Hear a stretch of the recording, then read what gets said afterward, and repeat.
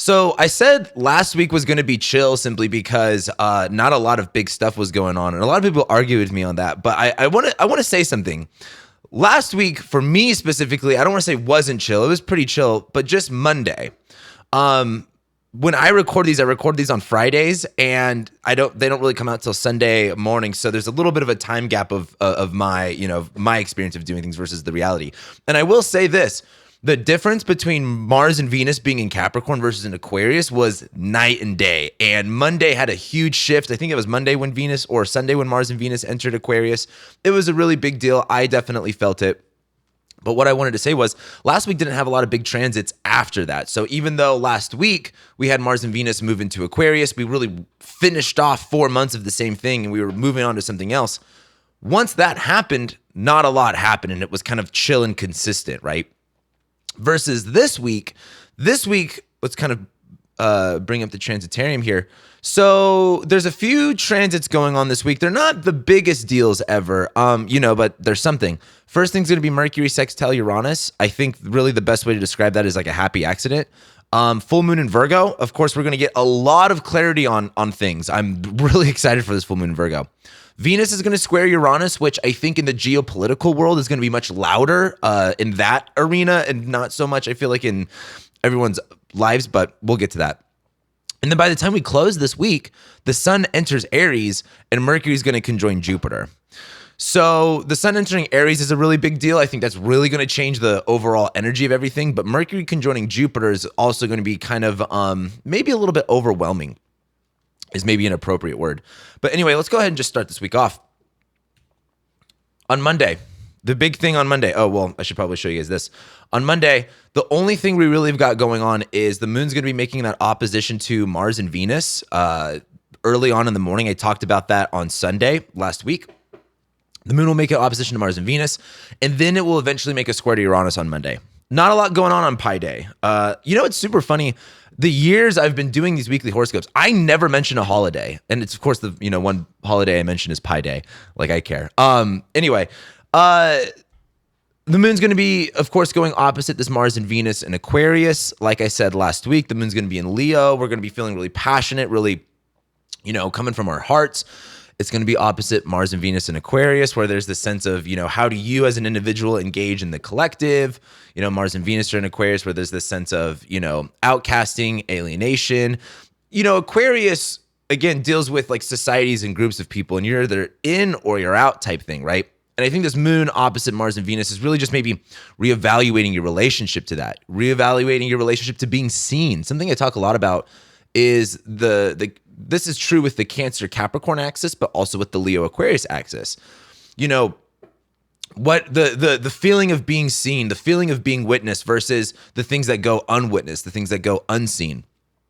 And I think there's a really big look at that dynamic or that axis in your life of like what needs to, have attention on it versus what doesn't need to have attention on it. Anyways, the moon goes opposite Mars and Venus. Again, there's this kind of like reevaluation shift, but later on as we go through the day on Monday, the moon's going to be making the square to Uranus where, Uranus in the superior position with this moon square. Well, and this is, this is kind of like blanket statement, easy to kind of guess, but Uranus literally rules instability. And it's in Taurus of things that are usually secure and stable. And what I would usually say is like, oh, moon's going to square Uranus, expect the unexpected. But, in these times that we're going into throughout the rest of this year, throughout the next couple years, it really shouldn't be that much of a surprise when things are, not stable. For example, this moon square Uranus, moon in Leo, you can do what you want to do, but you've got to like, with Uranus and Taurus, you might have your plans, but Uranus and Taurus being the, for example, like the war stuff, the price of gas. Like, well, for example, this is going to be my last weekly horoscope. I think I might be wrong about that simply because I fly by the seat of my pants. And as much as I love to plan shit in my life, it never goes according to plan. And I'm just a passenger and I let the stars kind of dictate things. But this is probably going to be my last horoscope in this apartment. And as much as I was going to move at the end of March, but gas prices are so fucking insane and they're going to get even crazier that I'm thinking about moving now. And I think that's maybe a good example of this, like, Moon Uranus square. I'm actually going to be probably leaving on Tuesday. But, Uranus and Taurus, you might have to do things that, get you out of your comfort zone. You might have to be sporadic. You might have to do things a little bit, not as much as your control as you might want to because, for example, food is going to go a little bit crazy. It's a little bit unstable. The reason I'm bringing all this up is the Moon in Leo squaring Uranus is like, you might want things your way. Like that Moon in Leo, right? Like your emotions are invested into this and your identity, your pride and your ego is invested into it. But it's squaring Uranus. Like, just some things are out of your control. I kind of think a lot about like, the poor kids in 2020 that couldn't like graduate and how they really, we're all sold like that graduation's this big deal. And it was a lot of it was out of their control. And I look at this Moon square Uranus is the things that you really want in your control. You're just going to have to roll with the punches. You can still do it. But the way I look at Moon in Leo squaring Uranus is, look, if you're going to resist the unexpected, then you're going to have things fall apart versus if you just kind of roll with the punches and don't let it bruise your ego, you should be pretty fine. But that's really it on Monday. The Moon will square Uranus and things will kind of unravel. There will be, unexpected parts to your plans. You might do something more sudden than usual and it's Moon square Uranus. It'll be kind of like, not necessarily the thing that you were expecting or the thing that you were planning on doing. And, that's just kind of how it goes. That's really the only thing on Monday. Don't pay attention to this red line. That's just a quincunx. Then we get into Tuesday. And once we get into Tuesday, the Moon will then apply to this opposition with Saturn before it goes void for the most of the day. Love that. Let me bring this up. So once we get into Tuesday here at about, you can't even see the time. Let me actually do this a little bit. There you go. Now you can see the time. So Tuesday, it's about Tuesday morning, really. Pretty early Tuesday morning, the Moon will go opposite Saturn. Pretty much as we wake up. Well, East Coast people will be pretty awake.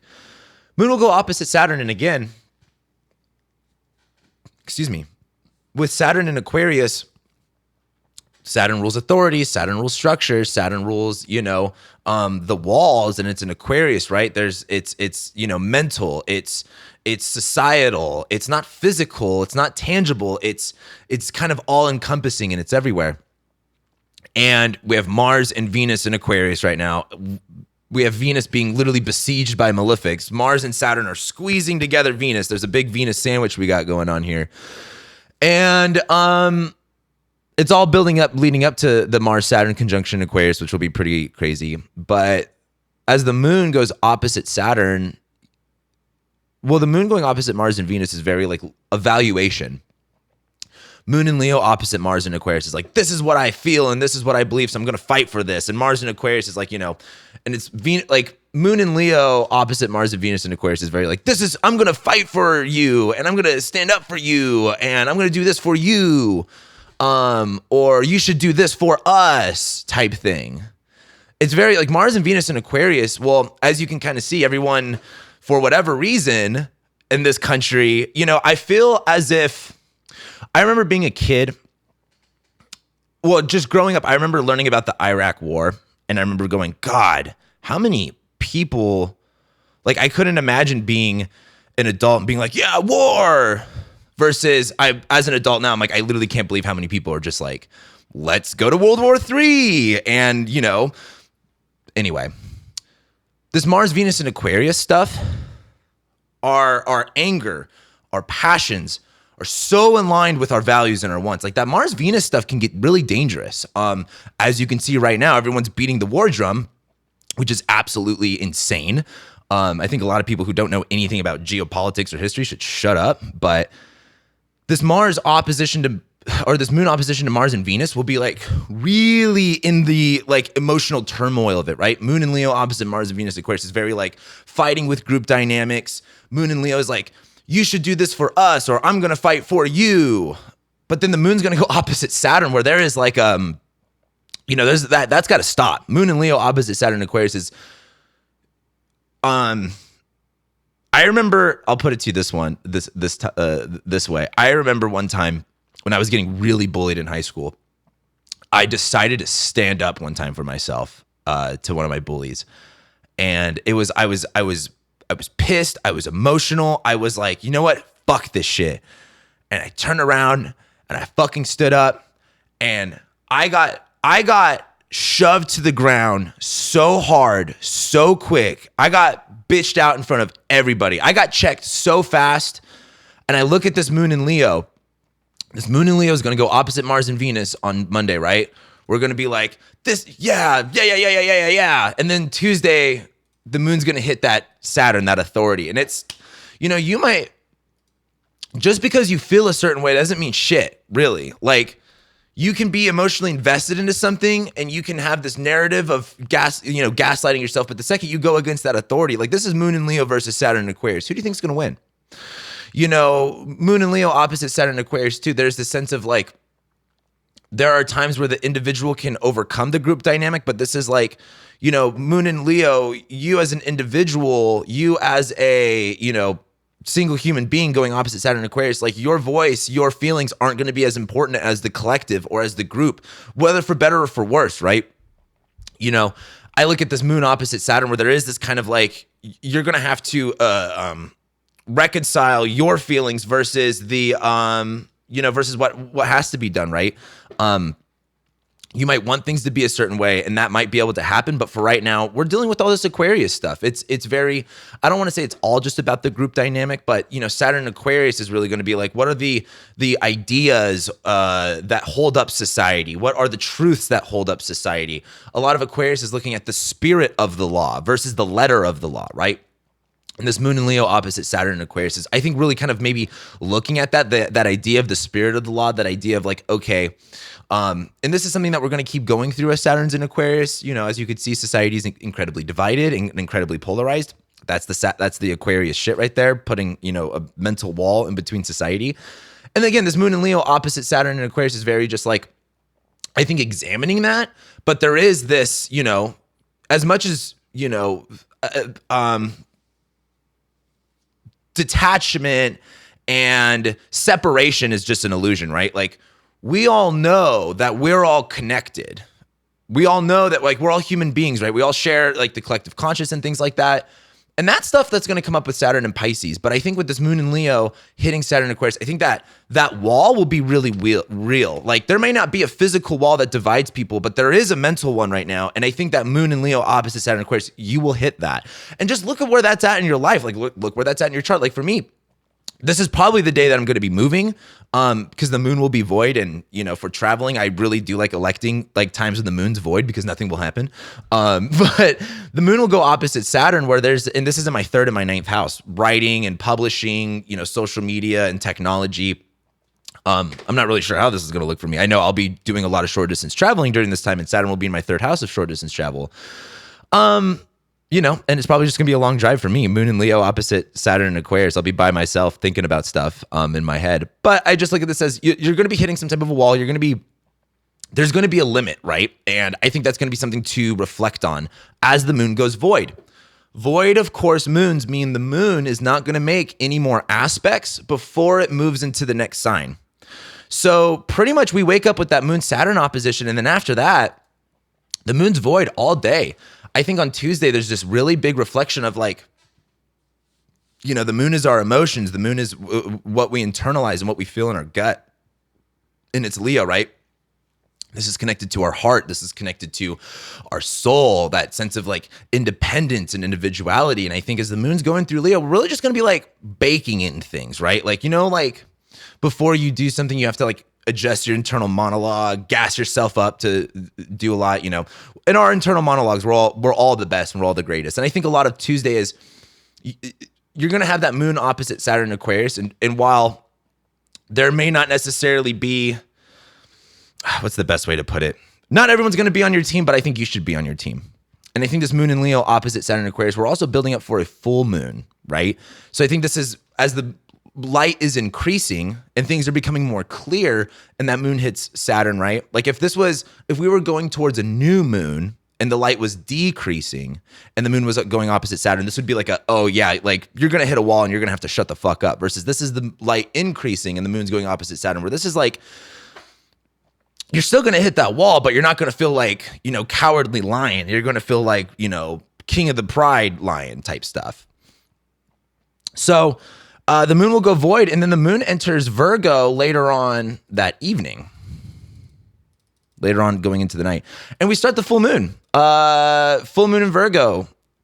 This is, of course, at 10 p.m. The moon will enter Virgo.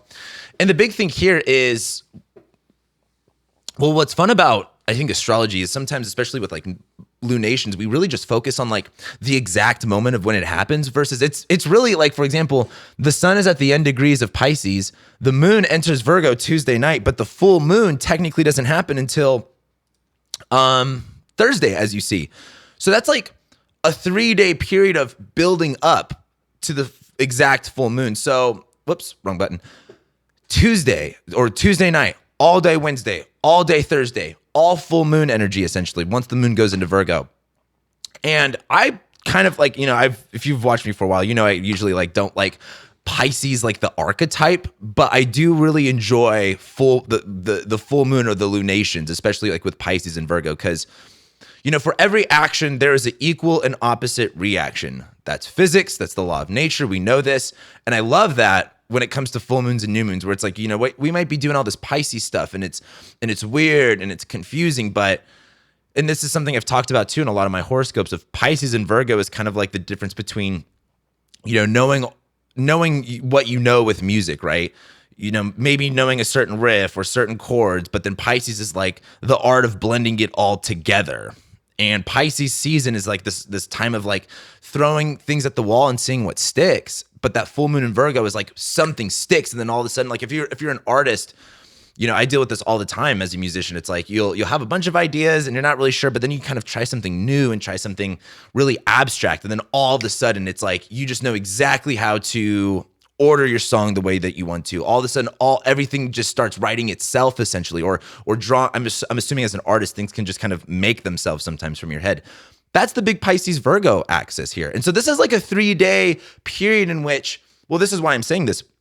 This is going to be a 3-day period in which things are coming together, but it's going to take you being in that moment and channeling. Like for example, when I have an idea with music, I'm not like, I have an idea, so let me do this, and that. Like I completely like eyes roll in the back of my head, and I have to just like put the music on there as quickly as possible before it leaves my brain, and then I organize it later. That's what a lot of this is going to be for like 3 days. So a lot of it's going to be like, you're intuiting it, you are channeling it, you are feeling it. And then as those things come out, it all starts to get ordered, if that makes sense. Well, and we'll talk more about that. So Wednesday. So the moon's in Virgo, right? The moon will literally only be going opposite Mercury in Pisces. So yeah, I think that's it. The moon will just go opposite Mercury. This is Tuesday night. Then we go into Wednesday morning. And again, the moon just going opposite Mercury and Pisces. So Mercury and Pisces, things don't necessarily have to make sense in order for them to like function. A lot of communication is nonverbal. A lot of communication is, based off body language. I think a lot about that with Mercury and Pisces. But this but the moon literally being super bright in Virgo opposite Mercury and Pisces is, I think of kids. Kids are so funny. Like, kids say the darndest things. That's what this makes me feel like, is like the full moon in Virgo. Have you ever like asked a kid a question and it may be simple, but it just like their answer is like prophetic, or I don't know. Again, kids might say the darndest things, but full moon in Virgo is, our emotions, the way that we feel. And you can just look at the moon as, again, how we're kind of going through things day to day. And the moon being in Virgo is going to be like, okay, I want this in order. I want this organized. I want this specified. But as it goes opposite Mercury in Pisces, like you have to think the moon's in Virgo, the moon's in Mercury's house, and Mercury is drunk in Pisces. So this is kind of like, imagine your friend calls you up and says, hey, I need you to get something from my house. And you're the type of friend of like, oh, of course I can do that. Like, always helpful. And so you go to your friend's house and you are trying to find the thing that your friend is asking you to find, but your friend is Mercury in Pisces and they're drunk and they cannot elaborate the right message to you. That is this full moon in Virgo opposite Mercury in Pisces. There's going to be a line of communication, and it's going to be very immediate and in your face, but you're going to have to decipher things. There's not going to be, well, for example, you don't have to have clear communication for things to be communicated clearly. Like straight up. Like, for example, if you know anything about, I actually don't really know the word for this. I think the best way to describe it is like, if you are someone who is cool, straight up, if you are cool and you know how to, like, if you're in a group dynamic and let's say you guys are like playing a joke on someone, like there's certain ways that you can communicate to someone that's like, hey, like, are you in on this? Because there's something that we're doing that like, well, for example, it's like nose goes. Like, you know, if you're in a big group dynamic and no one wants to do something first, you just kind of start touching your nose and you look around like, oh, everyone else is touching their nose. It's one of those things of, I don't want to say like silent confirmation, but I look at this full moon in Virgo, or the moon just being in Virgo opposite Mercury at first, is understanding things without them necessarily being clear. And they don't need to be clear for you to understand what's going on, right? Mercury's still going to hit Jupiter. We got the sun on top of Neptune. Nothing is clear right now. But I think that makes things clear on. I know this might not make sense. This is just what I'm looking at. Like, moon's going to be in Virgo. We're going to be wanting to be organized and clear and detailed. And I think that will happen, but it's going to happen based off of something not necessarily being sure. Pisces, there's so much of Pisces that's so whimsical and magical. And you guys know me, I don't really do a lot of the woo-woo stuff. I've been getting really back into my spirituality of like my really woke shit. And when I say woke, the word woke literally used to mean something completely opposite in like 2016. It used to mean that you were into crystals and shit like that, versus now woke is like a whole political thing. But this is, again, I think this is a lot of confirmation of things without it necessarily being, verbally true. It's the same thing with like a kid. God, if you know anything about kids, you can just read, or anybody, you can just tell how someone is, based off, how they're communicating, whether they're upset, whether they're, this or that. And I feel like you don't have to ask someone if they're upset to understand if they're upset, right? You just have to read into it. And I think this moon being in Virgo, opposite Mercury in Pisces, is without there being an exact verbalization of something, the message is clear. And that's important because this is building up to the full moon in Virgo, which is a, realization of things. This is like, things literally being, fully realized, coming to a completion almost in a sense. So on Wednesday, we really check in, things get really clear, without it being clear. It's kind of like, when you know, you know what I mean? It's intuitive. There's things about being a human that you don't have to like see. It doesn't have to be physical. It just has to be like literally intuitive, like crown chakra shit. So then we get into Thursday. The moon is going to go opposite Jupiter and Neptune. We're already at the Jupiter-Neptune conjunction, guys. Enjoy it while it lasts because it's not going to be here for a while. And enjoy the movie. Truly. Mercury's going to sextile Uranus. I'm just coining this as happy accidents. And we have the full moon in Virgo right after that. I really am liking Thursday, to be honest with you. And I know we have a lot going on in this world right now. We're going to keep having a lot going on in this world. We're going to have a lot be going on in this world for the next forever, essentially. We're in the future now, so things will just always be crazy. But let's talk about Thursday. So Wednesday, again, the moon will really just be going opposite Mercury, and it doesn't really hit Jupiter until we get into Thursday. So the moon won't hit Jupiter and Neptune until really early Thursday morning. And moon in Virgo opposite Jupiter in Pisces and Neptune in Pisces.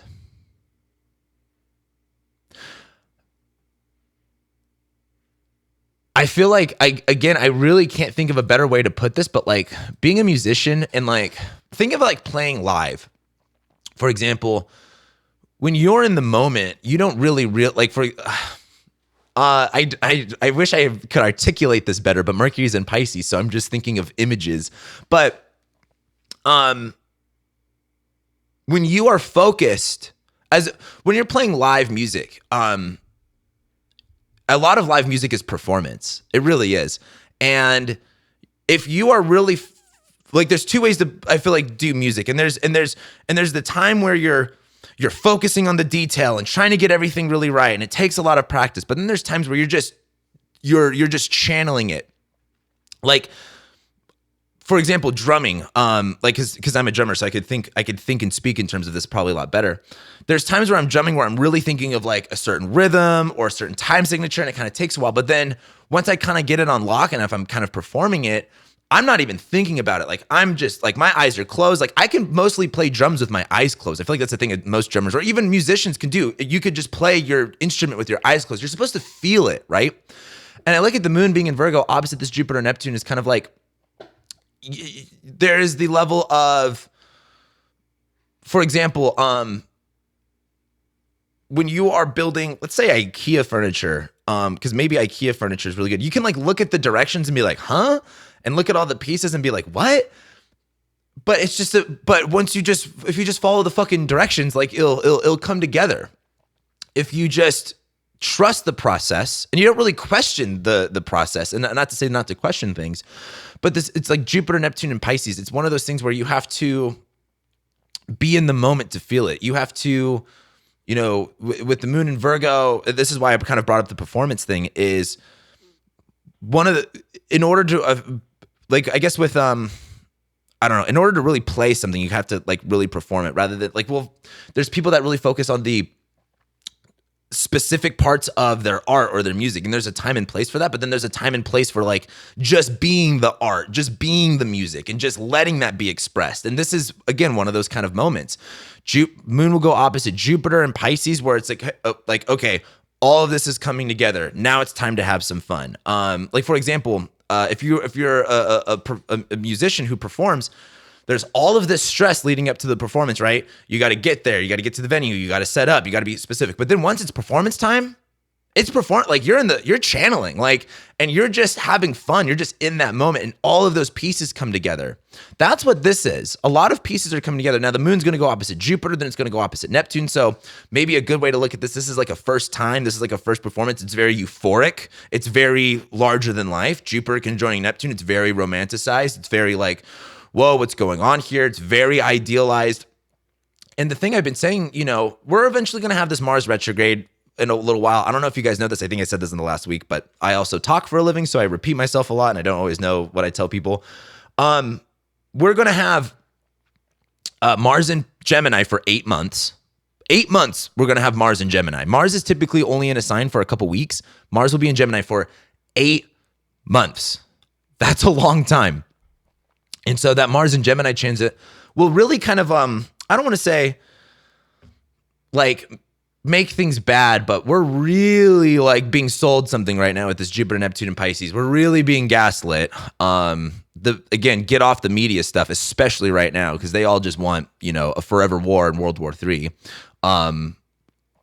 But Jupiter, Neptune, where there's this projection going on in the media. There's this projection going on in our lives that we're idealizing, and the Mars retrograde will cut the fat off and will make things a little bit more clear on what they're supposed to be. But it's also like, it's just one of the things. Enjoy the moment while it's there. Enjoy the experience. Enjoy, the euphoria of it. Enjoy the chaos of it. I think there is something, it's very magical. This is very magical shit going on this week. And I don't say that lightly. I don't say that a lot ever at all. Quite a lot of magical shit going on. The other thing to bring up is this is on the 17th. Mercury's going to sextile Uranus. So this is the moon. The moon's in Mercury's house this whole time. Mercury's drunk, and Mercury, it's so funny. I had a buddy of mine in high school. It was actually when I first moved out here to Vegas when I was like 18, and we used to get drunk at my house all the time. And he was so funny. He would just get drunk, and he would literally like, I'd never seen him. He would get like pretty outrageously drunk, and he would just never spill anything. Like you would be like the whole time holding on to the edge of your seat, watching him, be like, he's going to spill, he's going to fall over, whatever. And he never did. He just always, he would be able to get like really drunk, but just handle his stuff at the same time. And I don't really like condone that stuff, but I think of Mercury and Pisces sextiling Uranus and Taurus is, it's like, again, happy accident. Very magical. Mercury and Pisces accidentally fucking something up, but then it fixes the thing that you needed it to fix. if you've ever, again, produced music or did any music, I deal with this all the time when it comes to sound design. Sound design is very frustrating because you got to learn a bunch of shit like everything else. But sometimes you just kind of do something random. Sometimes you do something by accident and you go, whoa, like that was the thing I actually needed. And Mercury and Pisces sextiling Uranus and Taurus, it's going to be destabilizing. So for example, if you're a controller, like I am, I'm not a control freak. I wouldn't say that. I'm a control freak. And so if you're a control freak and you're under the mindset of like, you absolutely need control, this isn't going to be good for you. But if you're a control freak and you're at a roadblock and you're trying to figure out what's next, this will be a happy accident that will relieve the pressure. That'll open up the doors a little bit here. And again, that full moon in Virgo will go opposite Jupiter, opposite Neptune. I just think a lot really clicks on Thursday. A lot is really starting to make sense. A lot of it's starting to come together. And this is Thursday morning, right? Then we get into Thursday night where the full moon in Virgo actually happens. And look, this full moon is pretty much at the same degree that we're going to have the Venus-Jupiter conjunction on during that eclipse that we get into Taurus season. So this is starting to plant the seeds of that crazy shit that we've got going on April 30th that I have literally said ad nauseum. So this is that full moon in Virgo is all of the pieces coming together, right? Have you ever done a puzzle? Have you ever done a puzzle and you've been like, what the fuck is going on? And then you find that one piece and you're like, oh, this is how it all comes together. That's what this is.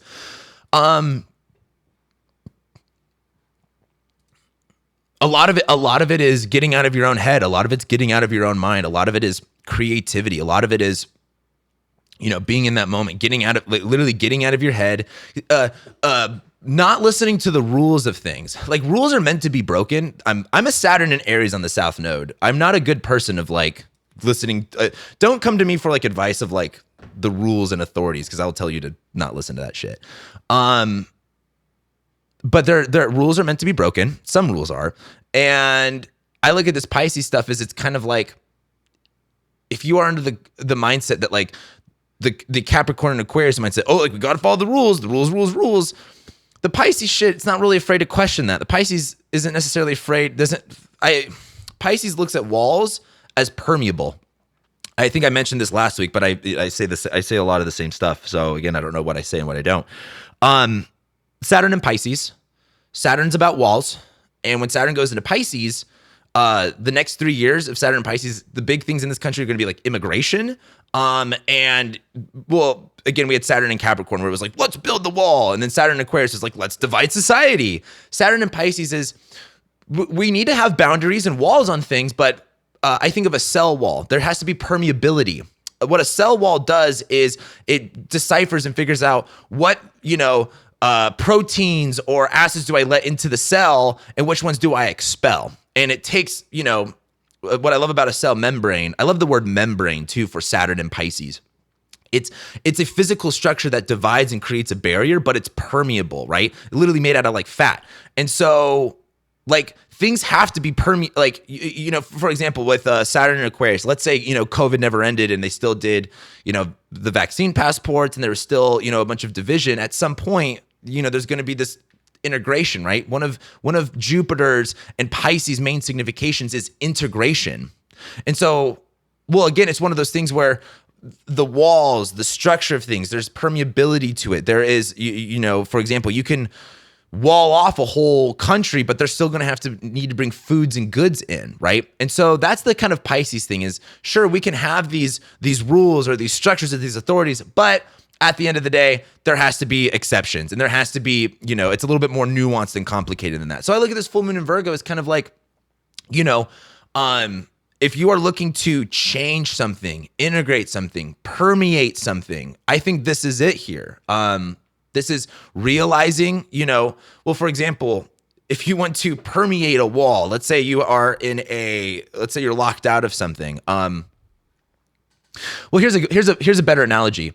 If you're trying to pick a lock, sometimes you just kind of have to fucking jangle that shit and get it out. This is kind of like, I don't know if you've ever picked a lock before. Some people are like really like meticulous. Maybe this is more meticulous. I'm the type of person who just like fucking shake that shit until it opens. That's kind of like what this is going on here. But it's all that Pisces stuff. Like there's all of this randomness or whimsicalness. And the full moon in Virgo is sometimes it works out. Happy accidents, really. So then we go into, this is Thursday, right? So Thursday we have that full moon in Virgo. Things get really clear. And then we go into Friday and the moon is simply just going to ingress into Libra. And it's going to take a while. Like the moon will ingress into Libra later, like pretty much super early Friday morning, but it won't trine Mars and Venus till way later. So the whole day, the moon is really just applying to a trine with Venus and Mars, really. Let me show you. So the moon, again, it's like 5 a.m. on Friday. The moon enters Libra. So what I like about this moon in Libra transit, let's just think of things in zodiacal sense for a moment, right? Everything's in Pisces and Aquarius, but then we have moon in Libra. Pretty chill, not gonna lie. The Aquarius stuff is hardcore, but while everything else is Pisces and Libra, not bad. The moon will go into Libra, and again, it's just gonna be applying to Mars and Venus all day. And again, Mars and Venus are in Aquarius. Our actions are, and what we're fighting for are really lined up with our values. They're really lined up with, our desires. And if anything, we're maybe even taking that too far. Like a lot of this, unfortunately, a lot of the Russian sanctions. Well, again, I'm not on social media anymore, so I don't know what the collective consensus is. But it appears to be a lot of people are still like, oh, we should totally do a no-fly zone. And it's one of those things of, Mars and Venus and Aquarius. Group dynamics are fucking terrifying. Like war hysteria is actually real. Last week doing SWIFT sanctions would have been World War III. And again, things just escalate and escalate and escalate. And Venus is going to square Uranus too. So we definitely have some unexpected stuff coming up. But I think that's going to be much more of like, the price of goods and oil, but that's already been going up. But anyway, Mars and Venus in Aquarius. We're really connected to, like, it's Saturn and Aquarius time, right? We're on our side, or we see things a certain way, and we're with a certain collective. And this moon in Libra trining Mars and Venus, I really believe is connecting more to it. It's moon in Libra, really harmonizing with relationships. This is really good for relationships and connecting with your quote unquote tribe, I think is maybe a good way to put it. But yeah, really, it's just going to be the moon in Libra, harmonizing, balancing things out, kind of getting everything even. Moon's going to trine Mars and Venus. This is connecting to people. This is connecting, socializing. A lot of it really is connecting and socializing, again, with your people or whatever the air signs rule in your chart. But, and I mean, that's just honestly Friday. The moon will just pretty much be in Libra, trine Mars and Venus. Seems very social, seems very lighthearted, especially, for more of the good things. But what I wanted to get to is we get to Saturday. This is Saturday. And we'll have Venus square Uranus. Now, this is, again, what's hard about being an astrologer is a couple years ago, back in like 2019, I didn't have to think always in terms of geopolitics because, and this is what's kind of really hard right now is, and you're going to see this over the next few years, bigger geopolitical events are going to have more of effect of our day-to-day lives. For example, sanctioning Russian oil, which is bullshit because this country is doing more damage to the people of Russia rather than actually Putin, and more damage to us, and they don't give a fuck about you. It's literally, I don't even want to fucking talk about this, but it's literally crazy that we as Americans are forced to pay more in rent, more in food, more in gas for a war that no one gives a fuck about. Right? And it's defending shit that it's got all types of problems, and we're just being sold that this one narrative. It's literally insane what's happening. But I just kind of look at, and I have to say this too, because people come to me because, again, rent's going up everywhere, food's going up everywhere, oil's going up everywhere. Those are, again, and the US government wants to say inflation's at 7.9%, which is a fucking lie. It's way more than that. And you have Venus. Let me show you. We have Venus in between Mars and Saturn. We're getting ready for the next Mars-Saturn conjunction. So we're getting, I've been trying to tell people this. I don't think there's going to be another lockdown because COVID's kind of done, I guess. But I'm a little scarred from the last Mars and Saturn conjunction where it makes me go like, maybe there will be some type of lockdown or there's going to be some type of a global event that will be a really big deal. But anyway, I'm bringing up Venus squaring Uranus because Venus is being enclosed by malefics. Venus is like value. And a lot of the times Venus can rule war stuff too. That's kind of a conversation for another day. But Venus squaring Uranus is you're going to see things kind of become unhinged when Venus squares Uranus. And so when we talk about values, goods, prices, commodities, all of that, it's going to be turbulent. But I look at Venus squaring Uranus as, well, for example, we have Mars and Saturn in Aquarius. The group dynamic is a little dangerous, but Venus is there, right? So we're really feeling the group dynamic. And then it's going to square Uranus where something might pop off where you kind of go, oh, maybe this isn't the right place to be. Like, I think Venus squaring Uranus, once Venus squares Uranus, I think Venus will realize that she's stuck in a sandwich between Mars and Saturn. And maybe this isn't the best time to do random events. Well, it's the same thing with the whole, like, what's ridiculous and what people need to understand is us sanctioning Russian oil does so much more damage to like us than anybody else. And people are like, oh, well, you know, Ukrainians are dying and we need to do something to defend them. Well, their president also wants to have World War III, and he doesn't want to sign any peace treaties to make Ukraine a non-NATO country. And typically I wouldn't care, but when a comedian is out there putting his people on the line to join NATO, which would pretty much mean literally World War III, that has an effect on my life. I don't want to die from a nuclear explosion. So I think a lot of it is absolutely out of control and straight up maddening. And unfortunately, it can get crazier. And unfortunately, as an astrologer, I have to look at things of those type of terms. And I try not to get all the geopolitics on here. But again, well, let's say if there is another fucking World War III, well, let's say, again, Russia invades Ukraine. Let's say, now Poland wants to send fucking shit over there and the news changes every day. The reason I'm bringing this up is with this Uranus stuff and the Saturn stuff, more and more bigger events, like if oil goes up, what's that going to do for a lot of people? If you drive for work, work's going to get a lot more expensive. Things are going to be changing in this country because of this. We know that America just went through its Pluto return.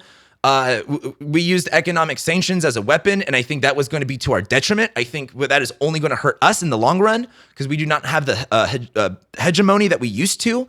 And so it's just one of those things where it's just kind of hard to navigate a weekly horoscope where, things could literally change at the fucking turn of a dime. And we're kind of going into more of those times. But Venus squaring Uranus, Venus in Aquarius, if Venus is like what's fun and what we enjoy, and it's in Aquarius where we might feel maybe detached from that, or we might feel excluded from that. Venus squaring Uranus is, Uranus has a lot to do with the archetype of Prometheus, and that's like stealing the fire from the gods and doing something really radical and doing something very unstable. And so I think Venus squaring Uranus will be a little bit unhinged, right? And so why I'm kind of saying this so, I don't want to, this isn't like negative, but this is just dangerous, right? For example, group dynamics. Well, this is the thing. If you're not familiar with protests in America, a lot of people like, for example, the Black Lives Matter protest. Again, unfortunately, we're getting on the political stuff here.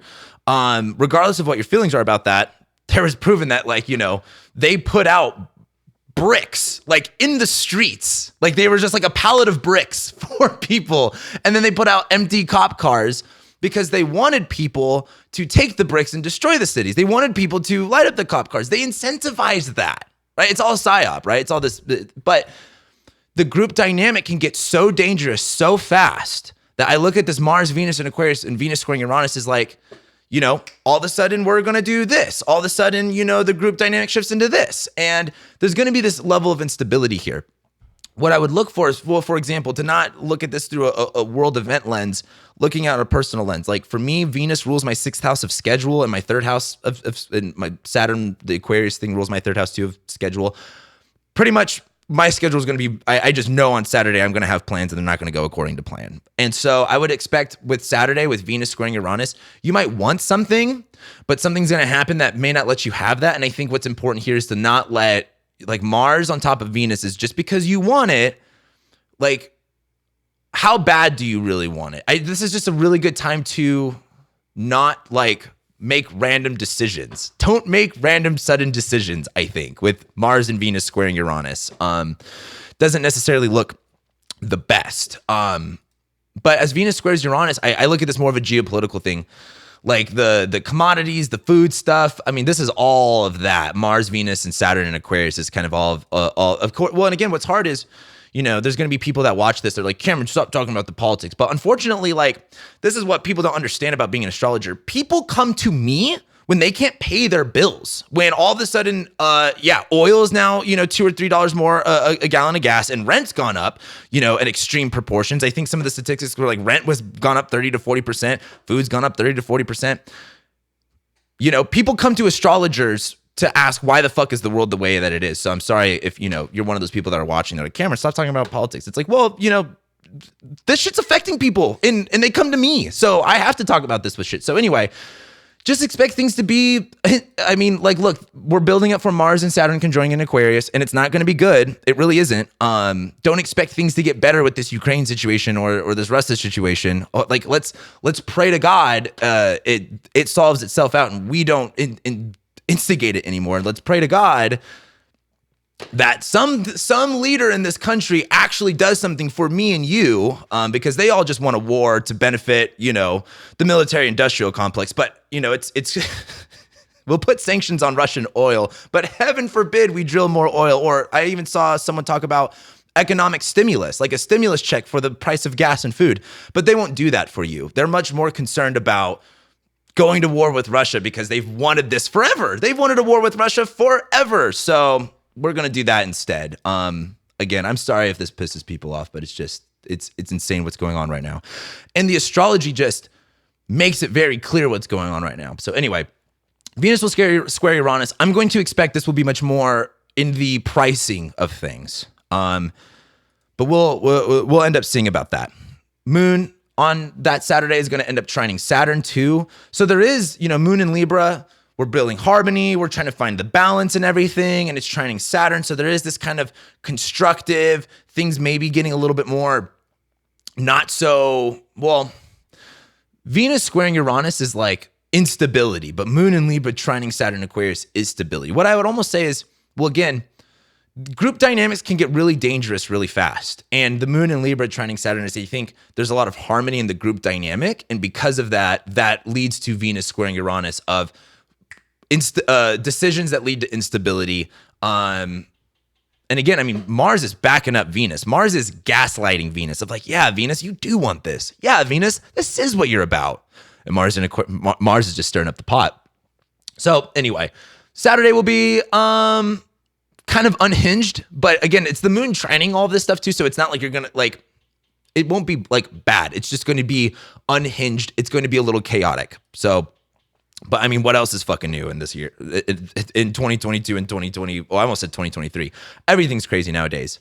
But then we go into Sunday. Sun enters Aries. We start spring. This is a big deal. We have the Sun ingress chart. I think this is isn't this astrology day or Earth day? I forgot what this is. The moon enters Scorpio.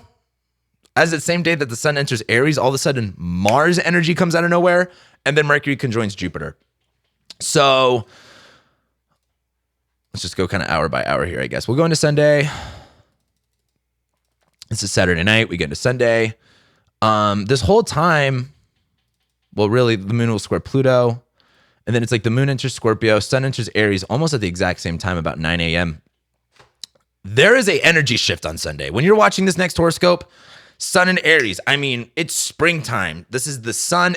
The sun is our passion, our identity, our overall energy. It's going into its exalted sign of Aries. Spring is starting. The days are getting longer. Nights are starting to get shorter. Of course, this is the middle point, but you know what I mean. This will feel very amplified. You will feel the fire energy is going to be coming back alive, and we're going to have a lot of fire and air energy going into the summer. So if you're like a fire and air sign like me and you've been feeling a little bit stagnant, things will start turning up here. The moon's also going to go into Scorpio, where we're doubling down on the luminary Mars energy, where I think there's a lot of, honestly, anger and frustration. Sun's going to go into Aries. We're going to want to initiate, attack, want to do our thing. Moon's going to go into Scorpio, where we're going to feel very petty or resistant. Moon and Scorpio, we're gonna feel very again, the moon in Scorpio is so dramatic. The moon in Scorpios, our emotions are very sensitive. We feel very hurt, I think, in a way. The moon in Scorpio, we might feel more pissed or just I talk a lot. The moon and Scorpio transits aren't just necessarily fun. And the moon will later on next week make a square to Mars and Venus and Saturn, which will have its problems. But during this time, it just seems like Venus squares Uranus, things become unhinged. And then immediately after, Sun goes into Aries, Moon goes into Scorpio, where like all of a sudden we're out of Pisces season. We're awake. The coffee hits us at this point. Like we are fully in it. And then later on that night, Mercury conjoins Jupiter, where, okay. So there is a good side to this. I think, and I'll say that, but let me just preface this with, we're probably going to hear an announcement of something on this, like Mercury conjoining Jupiter. And that'll probably be actually Monday morning because it really doesn't perfect until Sunday night. So probably Monday morning. I don't know what that's going to look like. This is Mercury, Jupiter, Neptune. So I think, well, this is what's really hard about, and this is just, being an astrologer is hard because you just see it in the astrology form and you just know it's not exactly what you see. Unfortunately, a lot with this Russia-Ukraine stuff, once Mars retrogrades in Gemini, we're going to know a lot more about what the situation really is. I mean, a lot of us actually really already know that, but it's going to take a while for everyone else to catch up. But Mercury's going to conjoin Jupiter, and, I think the bad part about this is I don't like this simply because it just like is very like, it's like when you watch a movie and you're like, oh my God, that person did it. So let me just throw away everything in my life to do this thing that I was kind of sold to do. It's like, this is, part of me says it's like, enjoy the movie, but also like, holy fuck, have some skepticism. Holy shit, please be discerning with things. Some of you really like, I don't know. I see so many people in my life that just they'll get excited about something and then they get hurt by by things not living up to their expectations. There's a lot of expectations going on here. Expectations are just premeditated judgments. You can't expect anything. Stop doing that. And I just think if you are having big expectations, I think you're eventually going to get disappointed. But I mean, other than that, Mercury conjoining Jupiter conjoining Neptune sounds pretty great. It's Jupiter in Pisces, Neptune in Pisces, Mercury there. It may not make sense. You may not know what's going on, but there is this euphoric, larger than life feeling. Very romanticized. There's a vision. I've been thinking a lot about visions, and how, like, what is your vision? What is, your narrative that you want to create? You're just a story. What is your story? And that Jupiter Neptune is like, stories. I think of like there's stories and then there's legends, right? And this is very like the difference between I think a story and a legend is really just kind of like context, and I think how things are painted. And I look at this as very like legendary type energy of thinking of your life in those type of terms. What is your vision? But not only what is your vision, what is your story, but what is the legend? What is the legacy you want to leave behind? And I look at Jupiter Neptune as much more of, you have to have the vision for that. You have to know what that is. And I think a lot of people are starting to step into that. But Mercury conjoining Jupiter is understanding what that vision is. I talk a lot about Mercury and Jupiter are opposed to each other, and how Jupiter rules abundance and Mercury rules rationality, and how, abundance is literally opposed to rationality and rationality is opposed to abundance. And yet we have Mercury in detriment on top of Jupiter. There's an abundance of something. There's a gift of something. And Mercury is like, well, it's like, have you ever gotten a gift from someone and you were like, how did you afford that? Or how did you get that? Like, this is crazy. And, people have their ways. You don't need to know everything. You know what I mean? I look at that as this: Mercury, Jupiter, Neptune. There's a lot of surprises here. It's really good. This is quite a bit, guys. I know that this might just be a Mercury, Jupiter conjunction, but like, this is quite a bit of stuff here, to be honest with you. And I just look at Mercury, Jupiter as there's a lot of hope. There's a lot of goodness. It's very overwhelming and confusing. Mercury wants to make sense of things. Nothing makes sense about this. It's like watching a movie. You're like, what? Like, I thought, why isn't it's like that? And it's like when you're watching one of your favorite movies and you think something, for example, I've been talking a lot about Cloud Atlas lately. If you've ever seen Cloud Atlas, it's a great movie. But if you've seen it, that part where, I'm not ruining this for anybody because Tom Hanks is in it and he plays like 4 different characters. But if you remember Cloud Atlas, there's a scene where Tom Hanks dies and it's the last fucking thing you were expecting. And you're like, well, now what's going on? Like, that's kind of like this. It's like, it makes you mad because you thought something was going to happen, but then it instantly makes the experience better because you thought something was going to happen. Like, that's what I like about Mercury, Pisces, Jupiter, and Pisces. It's like, you have these expectations of how the story is going to look, but it's going to not be that way. And when those things like don't match up your expectations, I think it just makes the story even better. Like when you're expecting a story to go a certain way, it kind of defeats the purpose versus like when it doesn't go the way that you were expecting and it doesn't follow those rules, you're like, whoa, it's very stimulating. So that's what this is.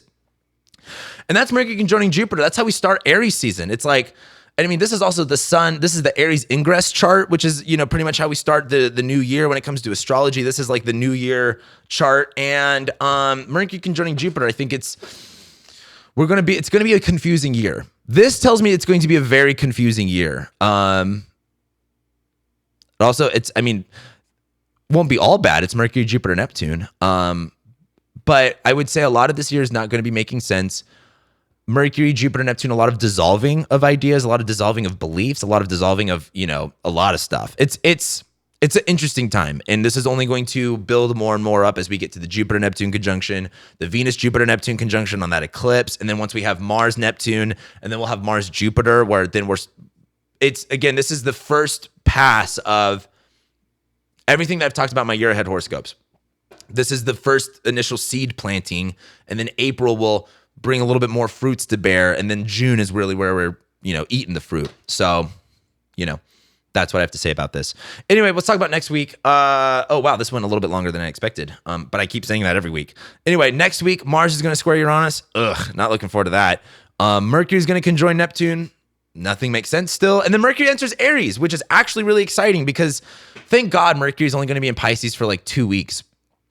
Because if it was more than that, I don't know how much we'd be able to handle it. But next week, Mars squares Uranus. Things will kind of, again, still be more unhinged. Things are still going to be crazy. But, Mercury going into Aries will at least bring a lot more clarity once we get to the end of the week. So that's honestly my final thoughts on this week. I have nothing else really to say besides, I think I kind of said it all in this one. So I'll leave you guys with that. I love and appreciate every single one of you so much. And I'll go ahead and be seeing you next week.